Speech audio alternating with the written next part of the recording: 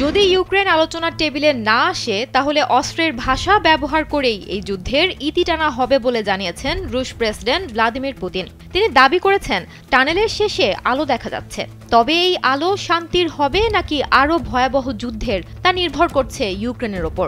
এমন এক সময় পুতিন কথা বললেন যখন পশ্চিমা বিশ্বের শীর্ষ নেতারা, বিশেষ করে মার্কিন president Donald Trump, Russia Ukraine যুদ্ধ থামাতে মরিয়া।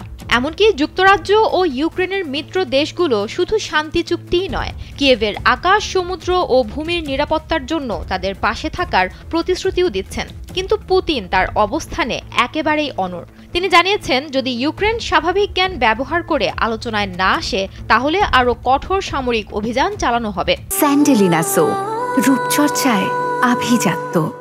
পুতিনের এমন বক্তব্যের তীব্র সমালোচনা করেছেন ব্রিটিশ প্রতিরক্ষা মন্ত্রী জন হ্যালি। তিনি বলেন, পুতিনের কথায় দম্ভ ফুটে উঠেছে এবং রাশিয়া আসলে কিছুটা চাপের মুখে রয়েছে। হ্যালি মনে করেন, শুধু আলোচনার মাধ্যমে নয়, বরং অর্থনৈতিক নিষেধাজ্ঞা ও চাপ প্রয়োগ করেই রাশিয়াকে থামাতে হবে। এ নিয়ে ট্রাম্প গেল মঙ্গলবার আবারও পুতিনের ওপর হতাশা ব্যক্ত করেছেন। এর আগে বহুবার রাশিয়ার ওপর বিভিন্ন নিষেধাজ্ঞা জারি করা হলেও পুতিন তার অবস্থানে ছিলেন অনড়। এই পরিস্থিতিতে ফ্রান্সের প্রেসিডেন্ট ইমানুয়েল মাখোঁ অভিযোগ করেছেন, পুতিন আসলে ট্রাম্পকে নিয়ে এক ধরনের রাজনৈতিক খেলা খেলছেন।